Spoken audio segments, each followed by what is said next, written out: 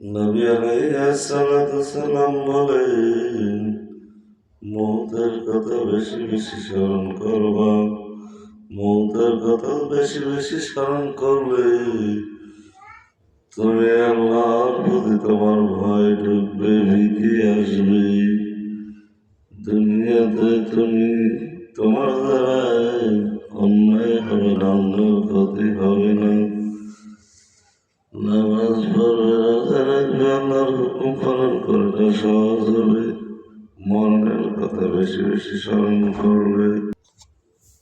যখন গুনাহগার বান্দার খাটিয়ার কাঁধে নিয়ে মানুষগুলো হাঁটতে থাকে, ওই গুনাহগার বান্দা তার আত্মীয় স্বজন বন্ধু বান্ধবদের ডাক দিয়ে বলে, তোমরা কিন্তু কেউ আমার একা ফেলে ছেড়ে যাইবে না। আমার একা একা ফেলে ছেড়ে তোমরা কোথাও যাইবা না।